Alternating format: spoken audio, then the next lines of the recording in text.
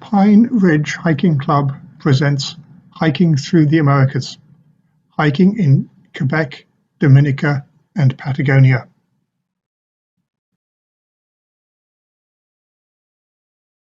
We've done basically the same trip every year. Sadly, we weren't able to go last year, of course. So I'm going to show you where we start. So here's Montreal. We start at Boucherville, where we camp on one of these islands here, Ile de Boucherville, and we'll stay there for maybe 4 or 5 days. And from that, we travel over to Mont Saint-Hilaire and go hiking there. Then we take a beautiful, beautiful scenic highway, which is 132. And for a long part, it follows the south side of the St. Lawrence, all the way up to the top here, to Deschamps-sur-Saint-Laurent. Then we'll stay there for a week or so, and then we make our way through the countryside down to either Sherbrooke or St. Catherine de Hatley, which is just south of Magog off the map here. So I'm going to talk to you about some of the different trails that we found. They are all hiking and biking trails. This is one that we access from that campground in the islands, on the islands in the St. Lawrence. It's called La Riviere, and it's a 25-kilometer trail. It's beautiful. So here's the map showing, I've got to move you people around here. There's the map showing Boucherville, where it starts, and it goes all the way to Saint-Lambert. It's as flat as a pancake. People are walking and biking there. It's one of those, if you build it, they will come things. There it is. It's just amazing infrastructure. This is where our tax dollars have gone, so we've gone to enjoy it. From the trail, you can see this Montreal without the traffic. So it's just a beautiful, beautiful trail along the south side of the St. Lawrence. Get to see some of the bridges. From that, we go over to Mont Saint-Hilaire. And Mont Saint-Hilaire is also called the Galt Center, and it's a beautiful, it's one of those mountains. If you're traveling south of Montreal and you see a little mountain popping out of the plains, one of those is Mont Saint-Hilaire. It's just a beautiful preserve, and it has 25 kilometers of hiking trails. When you get to the top, this is what you see. So you can see what I mean when I say that it's just this little mountain popping out of the plain. If you look around, this is what you see.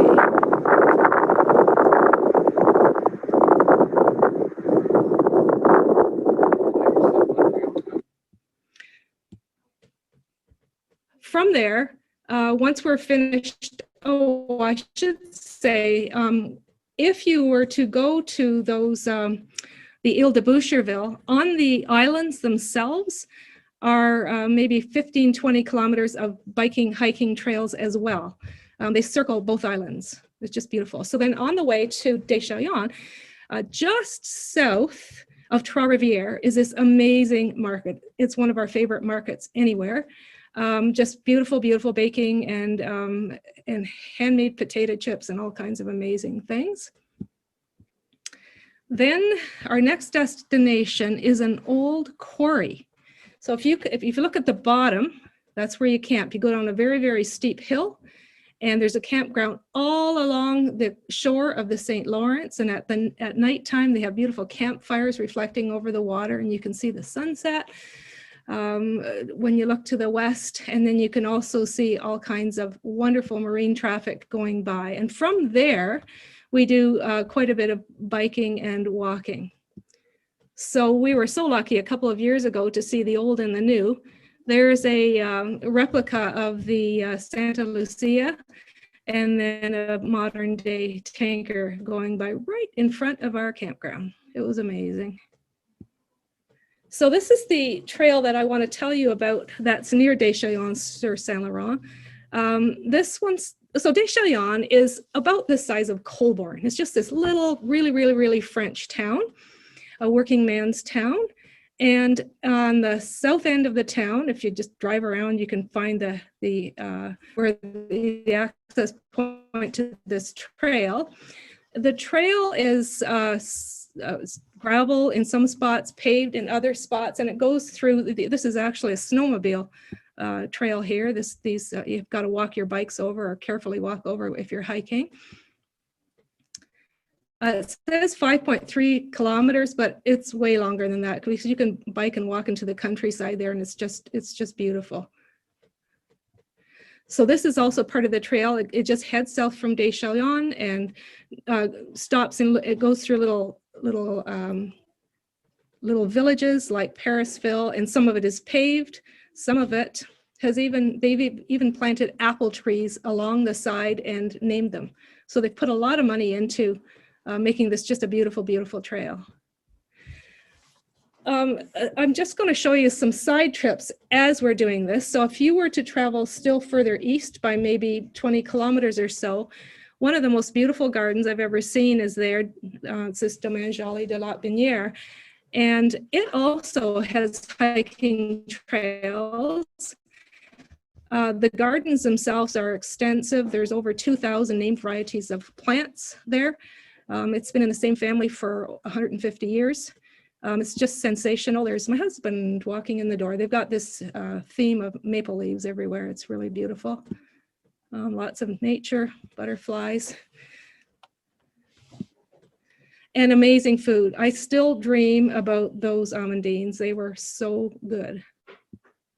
So down at the bottom of, again, in that garden, you go down a cliff, hike down there, and then you're right on the shore of the St. Lawrence. So now we're traveling south to Sherbrooke. And if I was young, I'd probably move to Sherbrooke. It's a beautiful, beautiful city. It's less than half the size of Oshawa, but it probably has 10 times the money spent on infrastructure. It's just beautiful. As you can see by these gardens going up, they go right up the main street with all kinds of amazing sculptures. Tourist information is up here.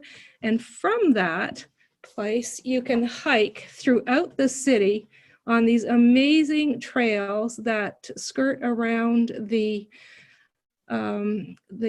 river that flows through. There's a chasm. One of the hiking paths has a series of maybe 10 or 12 murals, well done throughout the downtown core. Again, waterfall right in the middle of the city. At some points, you have no idea that you're in the middle of a city that size. There's part of the trail as well. A lot of beautiful nature there. Again, another one. This is still right in the middle of the city. So that street that I showed you with the flag, at the bottom of that street is this hiking trail. There's a cross section there, but it goes all the way around here and back. And if you haven't been to Quebec, you will be very surprised at the level of fitness. At any time of day, we normally are there in September. At any time of day, there will be people walking and biking and walking their dogs and pushing their strollers. It's just a beautiful, beautiful trail around these rivers at the bottom of the city. Over to the left, if you go to the end, you actually can bike. I'll tell you later about this. You can walk and bike down to North Hatley. We'll continue on. Now, this is some of the artwork, vegetation on the side of that trail. They've put so much money into it, and it's just so wonderfully beautiful, and every year it changes. And again, this is, if you look carefully at this, these are columns with a photograph of what used to be there, and then peering through the middle, you see what's there now. And that again is down at the bottom along that trail. There's a lot of artwork along the trail. There's my husband walking many walking paths in town. And at the along that pathway around the rivers is a beautiful market called La Gare, the train station. and it has a permanent part in the old train station where just amazing local foods, beautiful baking. And then on the weekends, the regular vendors come in. It's lovely. So remember I told you that at the bottom you could bike down to North Hatley. So just south of Sherbrooke is Bishop's University, and the trailhead picks up there and takes you along the side of a river. So it's very flat. You can access it if you were walking. You could access it here at Capelton where there's an old mine, or you can access it at North Hatley. We've biked that many times. It's 35 kilometers round trip. So walking, of course, you would maybe start from one end or start at Capelton. And anytime there will be someone on this path, it's just very well utilized. That deer was actually on the grounds of the university. Poor picture, sorry, and there we are. Happy to have a rest on one of the benches. So then you get down to North Hatley, and North Hatley is very English. The architecture is very much a New England style, and there's a beautiful lake there and lots of wonderful shops and things like that. And another amazing farmer's market. So this one is only open for 2 hours, if you can believe it, on Saturdays. It only has 25 vendors, but everyone is an artist. We've never had such good baking. They'll have mushrooms on logs and all kinds of creative things to enjoy, live music, stuff like that. Doesn't that make you hungry? It's so good. Bread with a name stenciled in, beautiful flowers. Everyone does a really good job. So then a side trip from there then, so if we're down in North Hatley, if you go a little bit south and west, this is the landscape that you will see. It's sort of rolling hills, and this would be near St. Catherine de Hatley, which is on the way to Magog. And Magog is a very popular tourist town, a lovely town as well. Just north of North Hatley is, there are many cheese factories around, but this is our favorite. It's called La Station. Look it up. They're expanding like crazy. This is their new curing room. This has to be the cheese factory with the shortest distance from the cow to the store. So there are the barns. There's where the pipe goes through, and the store is over on the left here. And it's a work of art. Just walking in that store is, that if you have, they give you little slivers of cheese, and just a sliver is just amazing. Okay, another side trip from Magog then is Saint-Benoît du Lac, and so that's a monastery. On the grounds, there are hiking trails as well. The monks there are Benedictine monks, and they believe in working and providing for themselves. So they have a huge orchard. They make and can applesauce. They make cheese. They make chocolates. And in the basement, back down in the hallway here across from my friend, is a staircase. And down there, they've got a beautiful store. And you can buy all kinds of wonderful things from them there. So 2 kilometers of footpaths for contemplation and prayer. Very nice. And they've got little stations of the cross there if you're interested in that kind of thing. And so this is one of the outbuildings at the at Saint-Benoît. I didn't have a decent picture of my own of the mine, but it's well worth the visit. So that's the end of my little trip around the Eastern Province, or the Eastern Townships in Quebec. Hope you enjoyed it, and I'll stop my share. Great, thank you very much, Hilda. That was an excellent start. I'm glad I had my dinner before you started the presentation. And that's inspiring. If we can't leave Canada, at least that's an interesting place that we can go and visit somewhere and do some hiking and cycling. The next speaker is Bill Ziran. He's having some technical problems. Okay, so you can hear me now then? Yep, you're good. Okay, thanks. So thank you, John, for organizing this hikes event, and we hope everybody enjoys it. So welcome to Dominica, a comfortable hiking holiday. Dominica is not to be confused with the Dominican Republic. It's situated in the Caribbean islands between Guadeloupe to the north and Martinique to the south. In the next few days, we'll be exploring part of the Way to Kabuli National Trail. Way to Kabuli is a long-distance hiking trail divided into 14 segments and extends from one end of the island to the other. Rosso is located where the X marks the spot.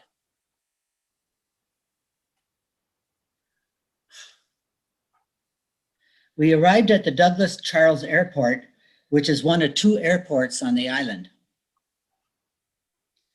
Unfortunately, our van broke down, but after a short delay, another van arrived and took us to our hotel. So this will be our home away from home for the next 8 days. Fort Young Hotel, located in downtown Rosso, the capital of Dominica. While we were there, this gigantic cruise ship came into port and docked at the Bayfront Pier just outside our hotel. Their busiest time of the year is from October to mid-April. The hotel has been extensively renovated since Hurricane Maria in 2017. The hotel has 71 rooms and suites and considered the largest facility in Dominica. The Palace Days restaurant at Fort Young offered not only great food, but also panoramic ocean views. And the swimming pool located in front of the Caribbean Sea was an added bonus. Lucky for us, our room was facing the ocean and it offered amazing sunsets. So our first hike will take to Middleham Falls and Trafalgar Falls. The trail begins with a steep climb, but levels off into the rainforest.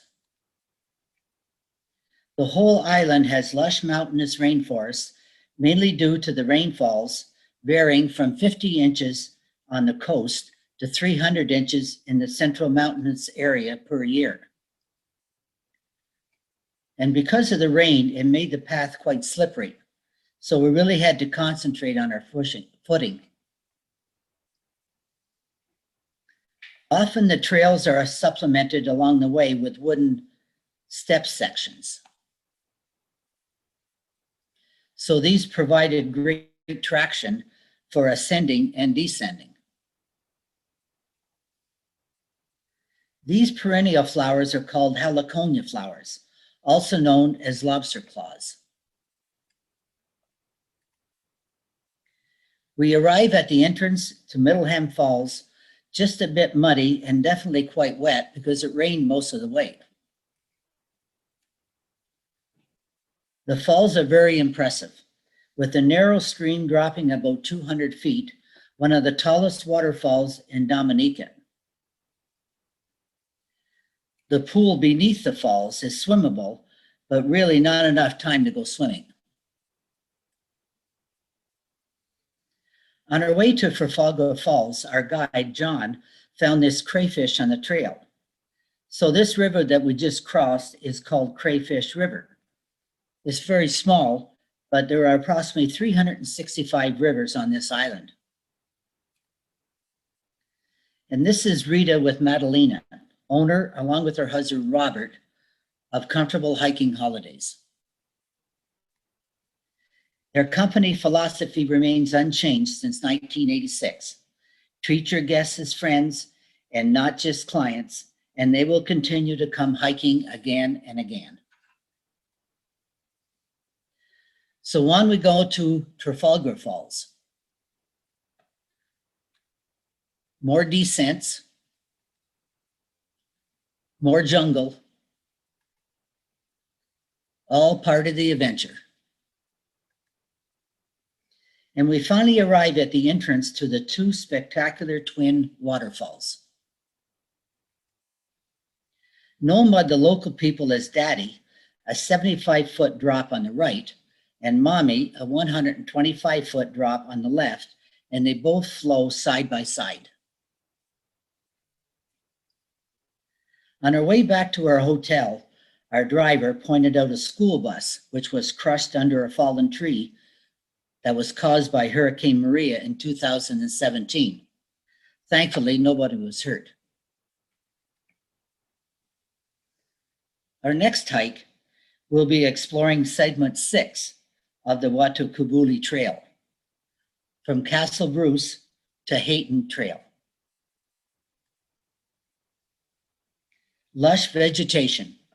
Our guide told us that everybody in Dominica has a machete. And in this particular spot, he did a lot of bushwhacking so we could get through and see the trail. This is a banana leaf tree. At one time, years ago, Dominica experienced a banana boom, but banana crops were wiped out by Hurricane Dean in 2007. This is Kalinago territory, home to Dominica's indigenous people, formerly called the Carib territory. Hurricane Maria made a direct hit onto Kalinago territory, and they are still in recovery mode. This is an old cemetery. It's not in very good shape because nobody looks after them. And this is an exotic animal. This is a cute little pig, and which reminds me of the book Bayou of Pigs by Stuart Bell. This is a true story of an audacious plot to turn Dominica into a criminal paradise, and it happened in 1984. If anybody is interested in reading this book, please let me know and I'll have a copy. Along the way, we are provided with sweeping coastal views.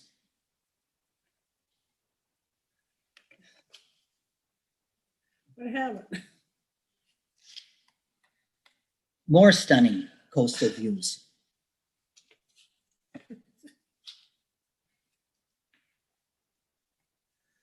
So now we're headed back to our bus and heading to Emerald Pool. No. We're in the jungle. We're back in the jungle. Okay, we're back in the jungle bushwhacking. And now we're headed back to the bus and heading to Emerald Pool. One of the highlights after a long, difficult hike, a refreshing splash under the waterfalls, and it was very cold. So the next day, there was no hiking. It was a rest day. So we'll be exploring the tranquil Indian River. Our captain, Jimmy, was excellent. He pointed out different wildlife along the river, chiefly birds, crabs, and fish, as well as explaining the different trees and vegetation. The buttresses roots of the trees along the river are a feature in their own right and look positively surreal in some stretches. We stopped at Ticking Croc Tavern along the Indian River.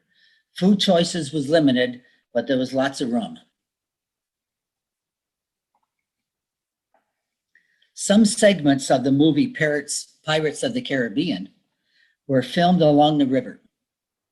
Here's a replica of Calypso's shack, but no sign of Johnny Depp. And now we move on to the most famous of Dominica's trails, Boiling Lake. We, 15 brave souls and 2 guides, started hiking at approximately 9 o'clock in the morning. Very steep hill, and it just kept going and going.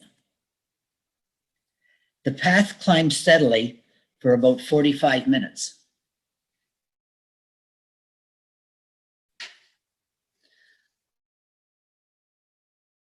And a little break, so everybody photo shoot here.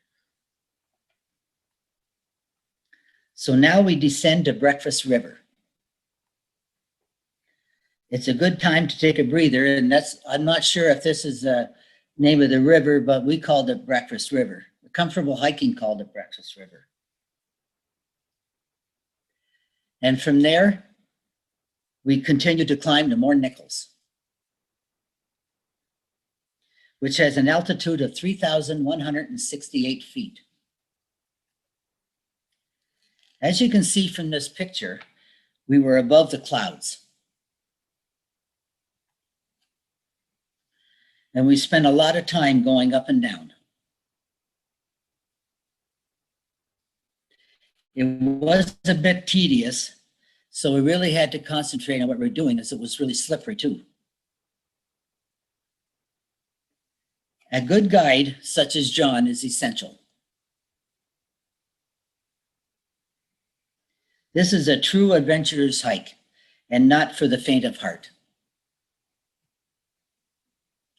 As we continue, we scramble over loose rocks.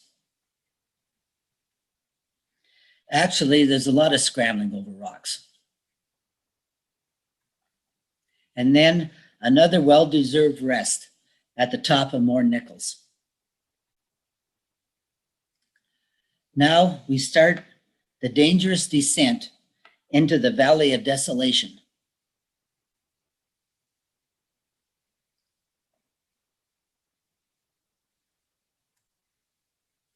Sometimes we had to slide down on our behinds. Hurricane Maria, as well as previous hurricanes, is blamed for the difficult trail going to Boiling Lake. Our guide here put a small sack of eggs in one of the pools. In about 5 minutes, they were ready to eat, but they tasted like sulfur.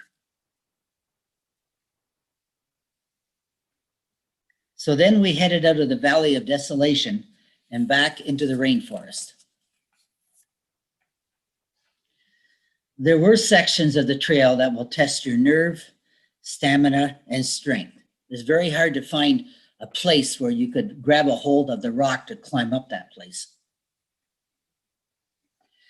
And another time we had to climb down a rope, across a small stream, and then back up a very steep incline. And before reaching Boiling Lake, we re-entered another desolate landscape. The first thing you see as we approached our destination was a giant cloud of steam. And this is Boiling Lake. Boiling Lake is the World Heritage Site and is the second largest in the world. The largest is in New Zealand. The temperatures have been recorded ranging between 180 to 197 degrees Fahrenheit along the edges, but could not be measured at the center where the lake is actively boiling. We sat, rested our wearied bodies, and we ate lunch. Hiking to Boiling Lake was the most challenging hike both Rita and I have ever done, but it was always the best. But then it's not over yet. We still have to go back the same way we came. Steep drop-offs, up muddy banks that were hard to maneuver. Exhausted, but still smiling. Weary, tired, and very muddy, we used flashlights to get back through the forest, but we were so proud of our 10-hour hike. I have more pictures of other hikes, but unfortunately, time is running out. Thank you, Madalena, for an epic adventure. Over to you, John.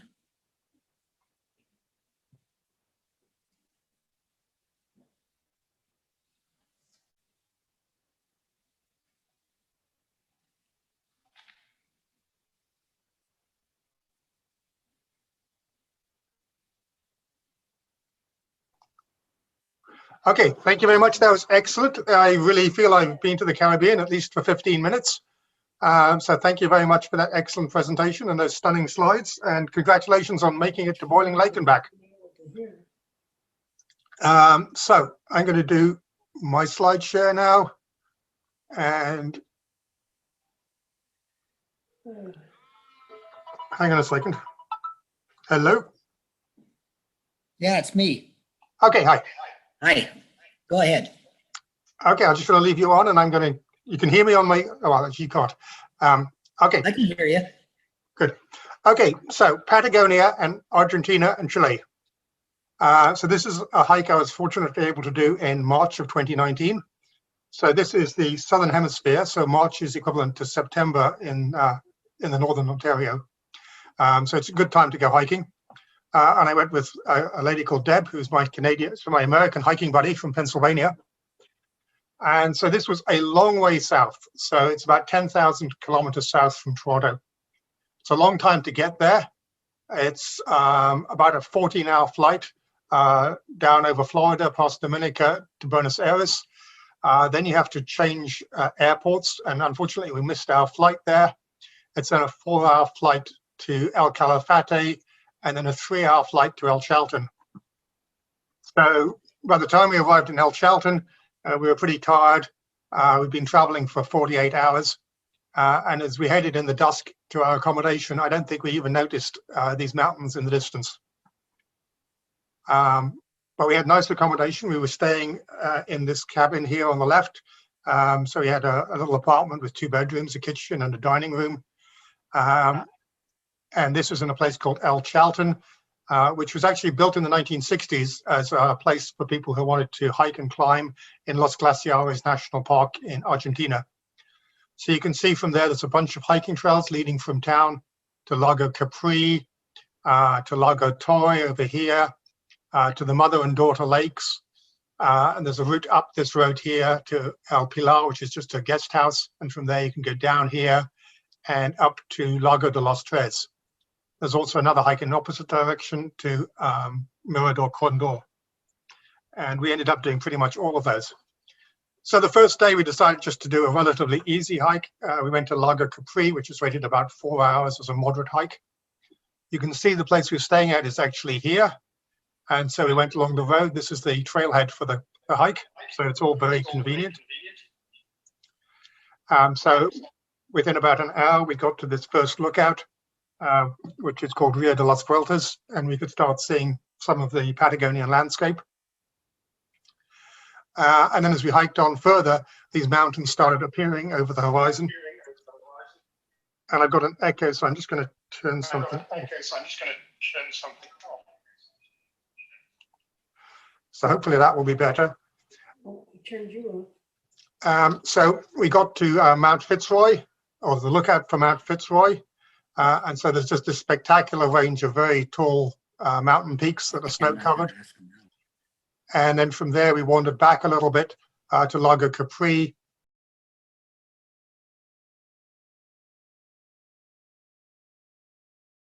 Which is a beautiful, clear, small lake with great views of the mountains. Next day, we did a slightly longer hike. We went to the mother and daughter lakes. This was about an 8-hour hike.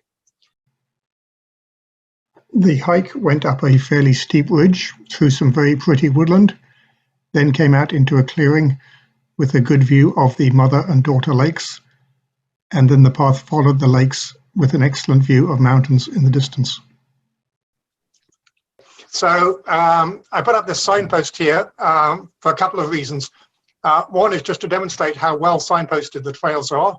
So anybody who is used to doing any hike where they guide themselves, you can just get the guide map that you can buy from the bus station, and you can go out and you can find your way. The trails are very nicely labeled.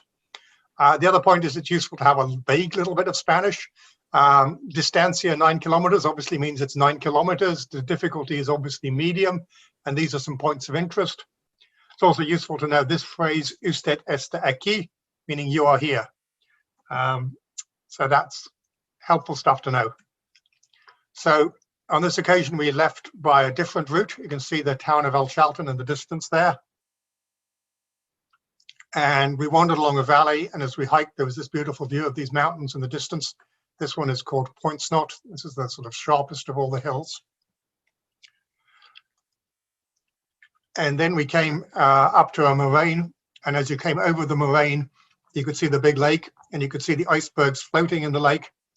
And you could see down here, just to give you a sense of scale, these are all little people wandering along on the hiking trails by the side of the lake. And when you get to the lake, this is what it looks like. And there's this beautiful glacier that comes down to the shore of the lake. So it's a really nice spot. And as you leave, this is the Instagram picture, or it's a picture on all the websites. So there's a boardwalk that takes you back through this stunted forest. And in the distance, there's this almost looks like Disney World.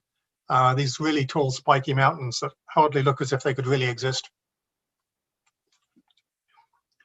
The following day, we actually decided to go in the opposite direction. So instead of walking towards the mountains, we're going to walk away from them, which didn't seem very logical, but in fact, it turned out to be a good idea.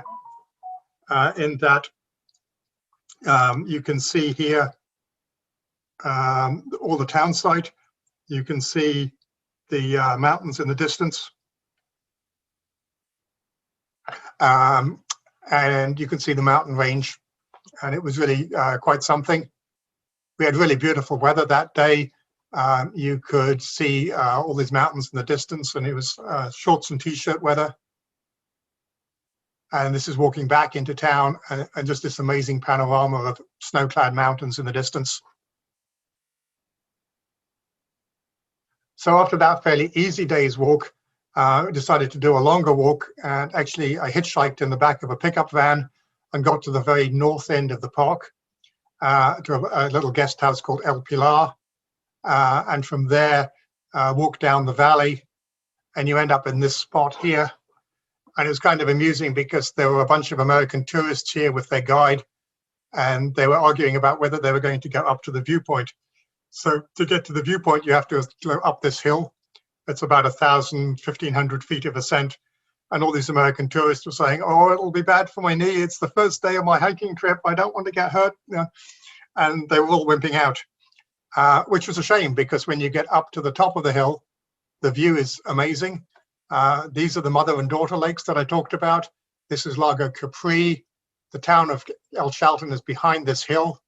And the hill that we went up to get the lookout the other time is way up here. So that was a great view, looking back the way we came. The view from the mountains and the lake was unbelievable. I actually had to stitch two photographs together here to give you the idea of the scale of everything. And you can see again glaciers coming down to the lake. If you look down here, you can see how small the people are. It gives you a sense of the scale and the majesty of the whole thing. It was kind of amusing. This was the rock that everybody wants to sit on or stand on to take their Instagram pictures.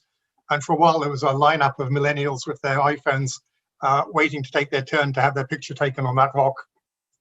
I must admit, I had my picture taken on the rock as well, so I shouldn't make fun of other people. So that was it for El Chalten. It was a really nice place to hike, really very uncomplicated. And I would strongly recommend it if you can stomach the long trip that it takes down to get there. So next we decided to go to a different national park, to Torres in Chile.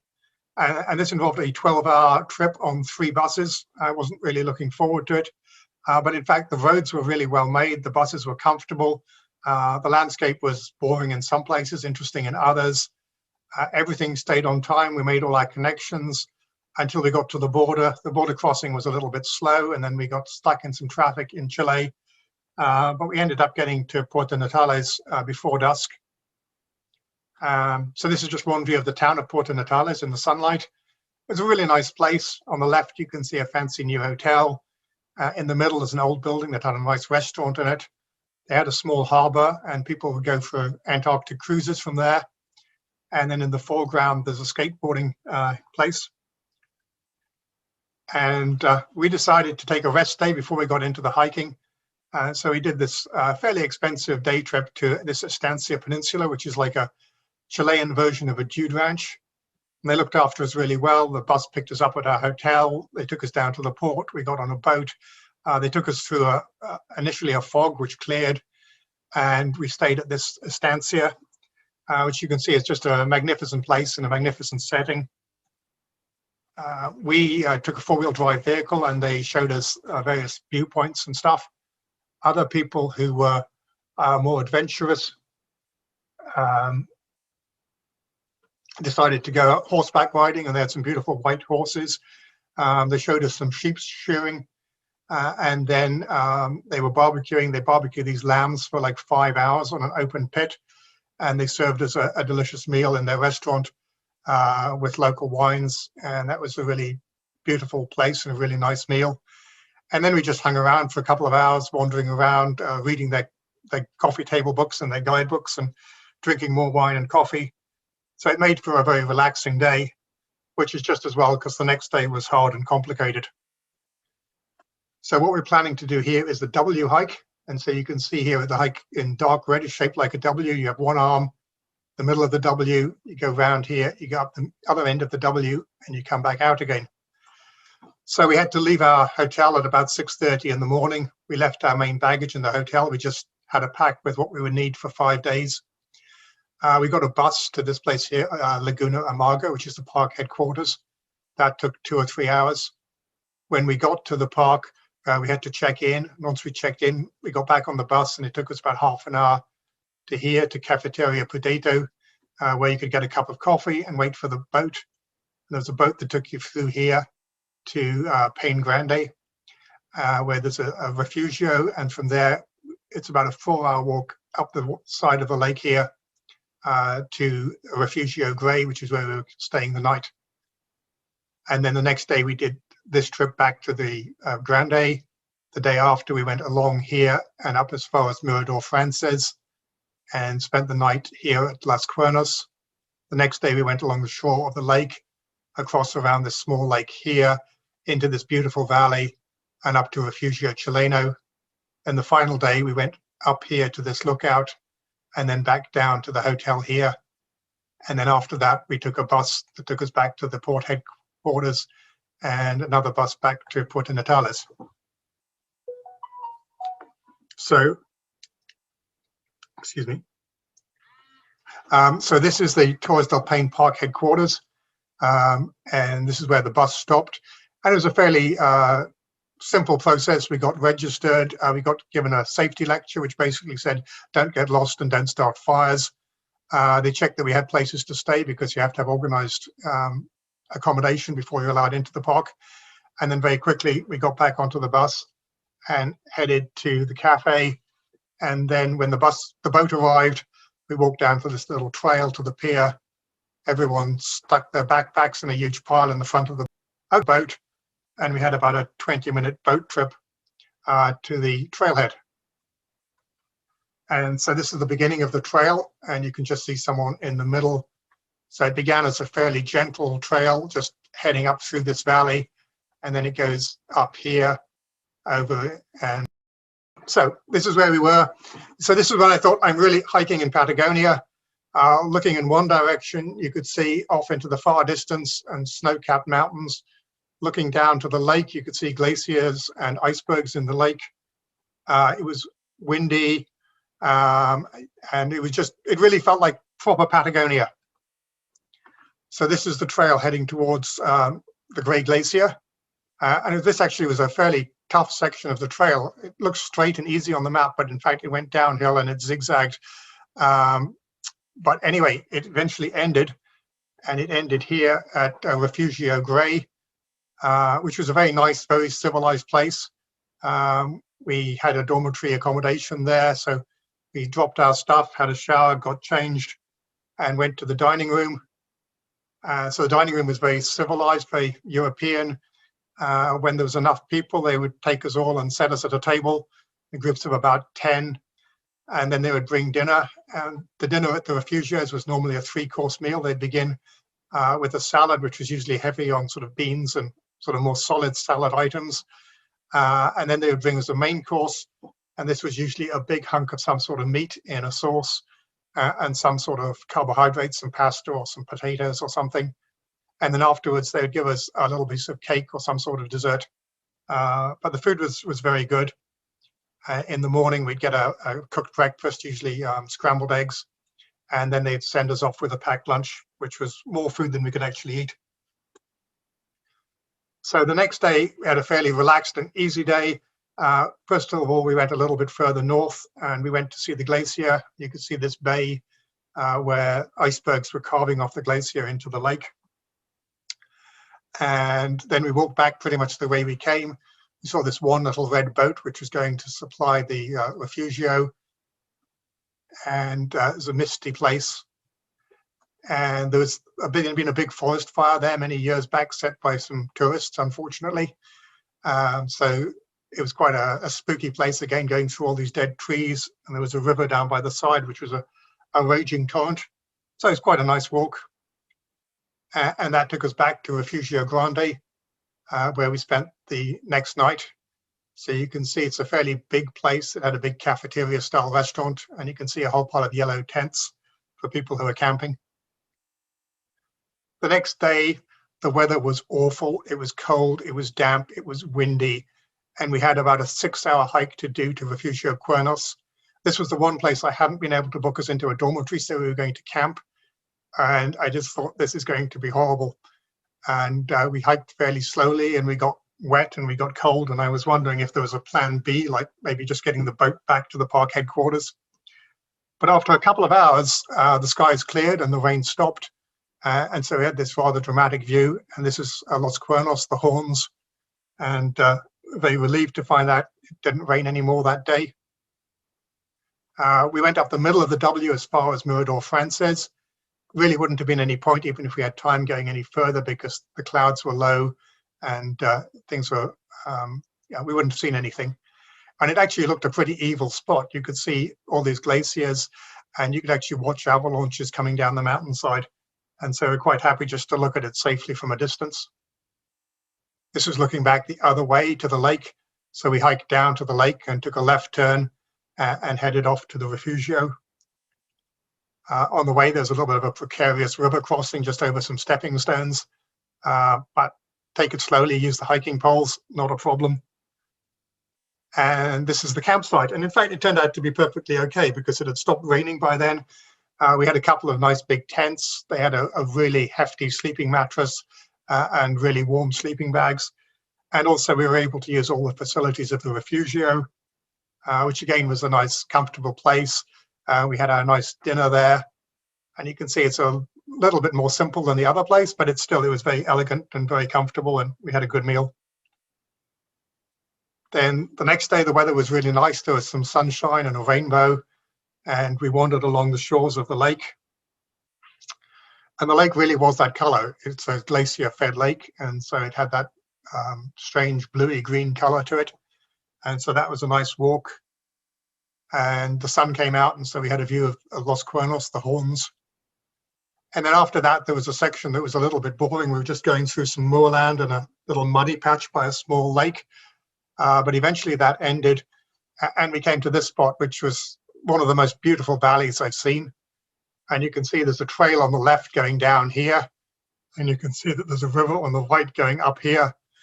And somewhere about there where the trail meets the river is the Refugio where we stayed the night. And so this is Refugio Chileno. So this was one of the smaller and more basic of the places that we stayed because there's no water access and there's no road to it. And so it has to be resupplied by pack horses. So it's a bit smaller and a bit more basic. This is the dining room. As you can see, it's just a little bit more cramped, but nevertheless, the food was good. We slept that night in a dormitory, but instead of having proper duvets, we just slept in sleeping bags. But that kept us warm enough anyway, and it was quite comfortable. So the thing that all the millennials do from here is they wake up an hour and a half before dawn so they can go and see the sunrise over the mountains. I wasn't really going to do that, but I was showing a dormitory with 5 people who were planning to get up at 5 o'clock in the morning. So I figured they're going to wake me anyway, so I might as well go.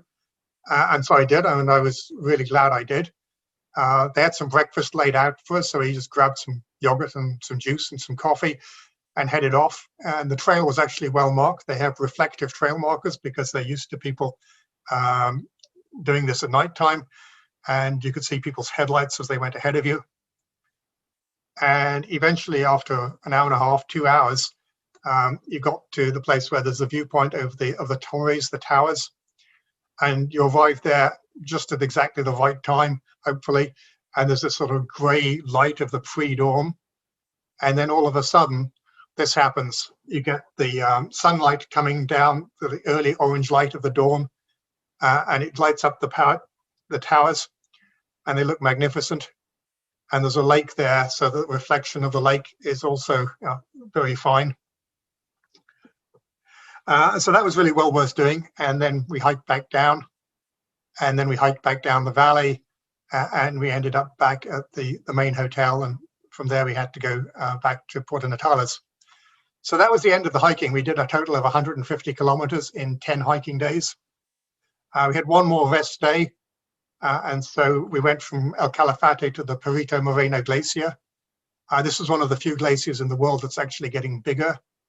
It descends off the mountains into Lago Argentina. So first of all, you go to one side of the glacier in a boat trip, and then you go to the other side, and there's a hiking trail that takes you along the edge of the glacier. And you can see here all the people who are looking out. It gives you a sense of the scale of the whole thing. So that was a nice way to end it. We had a picnic and some wine, and listened to the glacier breaking off icebergs. And that was the end of the trip. We flew back from El Calafate to Buenos Aires and then back to Toronto. So that's the end of my presentation. So I appreciate your patience with our technical glitches. I thank our three presenters. There's the email addresses for Hilda, for Bill, and for myself. And I'm going to turn my phone on again so that Bill can join us. And I'm going to open up the floor to questions. So if people want to unmute themselves and to turn on their video, they can.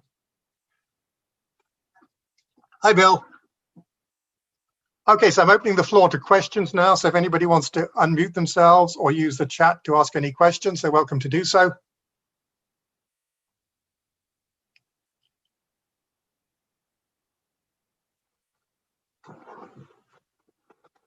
Okay, while I'm waiting for anyone to talk, I'll just make another announcement. If people haven't had enough of Zoom meetings and me talking, on Sunday, the 7th of February at lunchtime at 2 o'clock, I'm going to give a talk, just me, about a trip I did doing the British Coast to Coast walk.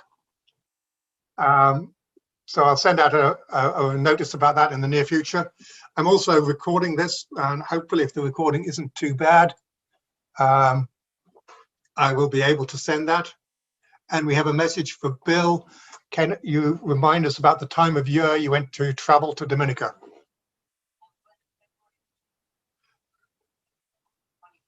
February the 8th, 2020. Okay, thank you. Does anybody else have any questions? They asked if I planned this trip myself. Yes, I did. You can do so much over the internet these days. So there's a whole pile of other people's websites about where they went and how they went. The flights can all be booked online. The booking accommodation I did all through booking.com. And then booking the accommodation in the second national park, Torres del Paine, is difficult because there's two different companies that do that. And so you have to book some sites with one and some with the other. And their websites aren't very good. So that was a pain, but it could be done. Someone's asked if there's any elevation as in Patagonia. No, actually, you're almost down at sea level for most of these hikes because all the hiking that we do is in the valleys. You don't actually go up to the top of anything. And you're both places, you're fairly near the coast. And so you never get up to even 3,000 or 4,000 feet. So there's no issues with elevation. How long was my trip in total? It was about 3 weeks, just because there's traveling time and we had to build in some rest time to, sort out any glitches. And in fact, we did have one major glitch at the beginning because our flight times kept on getting changed. And when I arrived in Buenos Aires, I was a little confused. And I should have taken a taxi between the airports. The two airports were an hour away, but we took the bus and we missed our flight. but we were able to get another flight the next day and press on. So it was an unfortunate glitch, but everything after that worked out perfectly. Someone's asking to me, are there any group trips for beginner hikers? There are a bunch of people who do hiking trips in Patagonia. If you just Google it, G Adventures is one of them.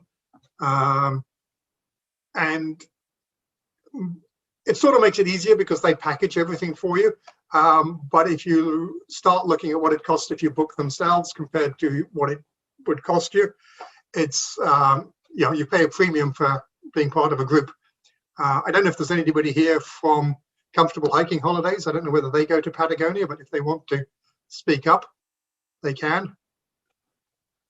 And we have somebody here who wants to speak. I'm going to unmute you. There's someone called Mad Hiker. If you can unmute yourself and you can speak.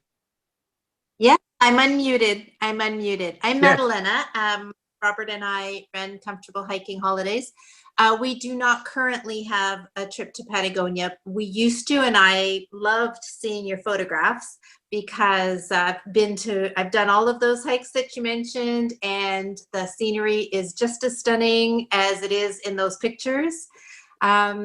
No, but you're right. There are package tours that you could get to Patagonia, and also there's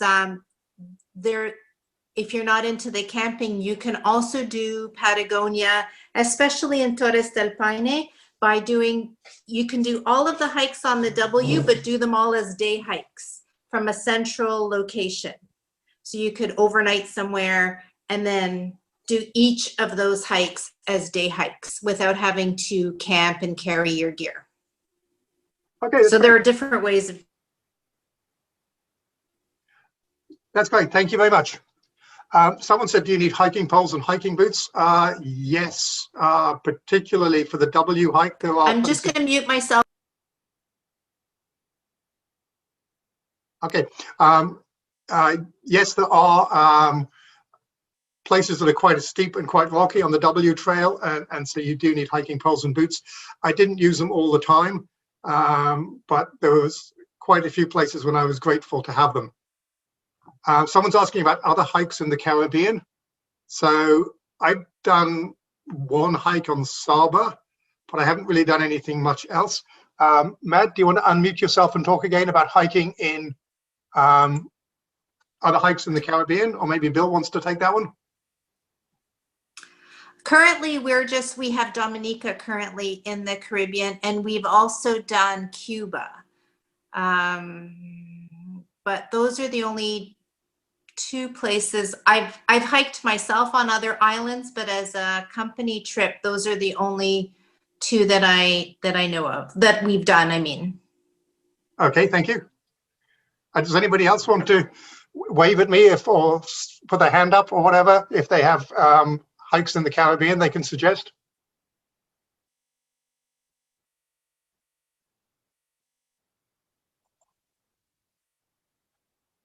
Matt, did you still have anything else you wanted to say? Oh, someone wants to say whereabouts in Cuba. I would highly recommend Viñales, which is the western part of the island. So from Havana going west, so hiking in the Mogotes in Viñales, I would highly recommend. And you can stay in casas particulares, so not in the government-run hotels, but in the private, they're like B&Bs, I guess you would call them, which is nice in that area of Cuba. And then the other part would be in Central South, just south of Trinidad on the Ancon Peninsula. There's lots of areas to go hiking in that part of Cuba. Okay, great. Thank you very much. Welcome.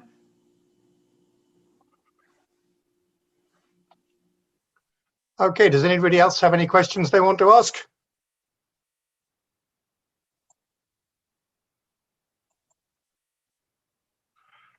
How do you travel with poles in the plane? My poles actually collapse. They go into three, and they fit inside my rucksack. I don't you're not probably meant to take them as hand luggage. I have seen that they won't allow you to have them as hand luggage in the plane.